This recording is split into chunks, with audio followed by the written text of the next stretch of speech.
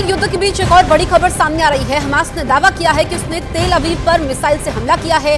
तेल अवीव पर रॉकेट से हमला किया गया है। इस वक्त की ब्रेकिंग न्यूज आपको बता रहे हैं। हमास ने दावा किया है कि उसने तेल अवीव पर मिसाइल से हमला किया है। तेल अवीव पर रॉकेट से हमला किया गया है। तो लगातार हमास की तरफ से इजरायल पर हमले जारी हैं। इस बार तेल अवीव पर रॉकेट से हमला किया गया है। दरअसल हिजबुल्लाह के हमलों के बाद इजरायल ने लेबनान में हिजबुल्लाह के ठिकानों पर हमले तेज कर दिए। हिजबुल्लाह पर हमला करने के लिए इजरायल अब एयर स्ट्राइक के साथ साथ ड्रोन अटैक भी कर रहा है। आपको इजरायल लेबनान बॉर्डर से ग्राउंड जीरो रिपोर्ट दिखाते हैं।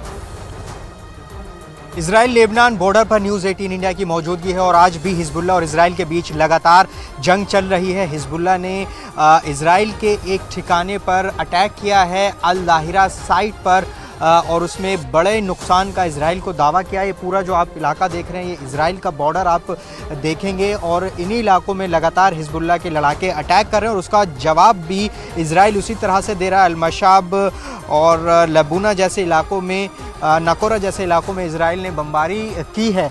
आज भी लगातार स्थिति इस मोर्चे पर ख़राब हो रही है। कल हमने देखा था, कल भी भीषण जंग की तस्वीरें आई थी जब हिजबुल्लाह ने अटैक किया था और जलती हुई कार की तस्वीरें हैं और उसके बाद उसका जवाब एयर स्ट्राइक से इजराइल ने दिया। और आज भी लगातार जो स्थिति है वो बेहद ख़राब है। जो टावर आप देख रहे हैं इजराइल की सीमा में है और यहीं पर ही जंग का मैदान बना हुआ है और जहां हम मौजूद हैं पूरा इलाका जो है स्ट्रॉन्ग होल्ड है हिजबुल्लाह का। हिजबुल्लाह के ठिकानों पर भी इजराइल लगातार अटैक कर रहा है। तो स्थिति यहाँ पर ऐसी है, जब हम यहाँ पर खड़े हैं हमारे सिर के ऊपर लगातार ड्रोन मंडरा रहा है, इजराइल का ड्रोन मंडरा रहा है। हमने खुद उसको देखा है क्योंकि कल भी ये कहा गया कि एयर स्ट्राइक के साथ साथ ड्रोन अटैक भी इजराइल की तरफ से किया गया था। तो स्थिति इस मोर्चे पर इजराइल के लिए बेहद चुनौतीपूर्ण होती जा रही है क्योंकि दो मोर्चों पर इजराइल को इस वक्त जंग का सामना करना पड़ रहा है। गाज़ा में हमास उसको चुनौती दे रहा है और यहाँ लेबनान में हिजबुल्लाह के लड़ाके लगातार इजराइल पर अटैक कर रहे हैं।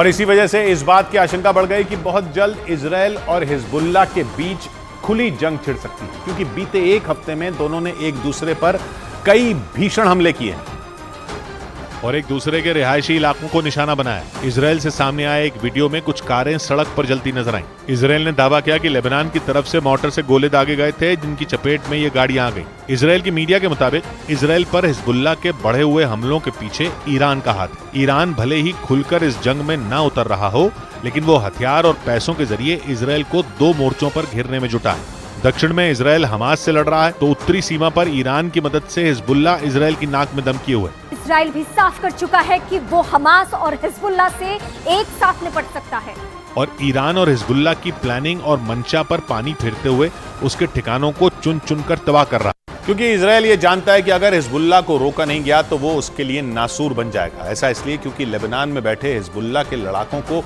ईरान ही नहीं बल्कि रूस का भी साथ मिल रहा है।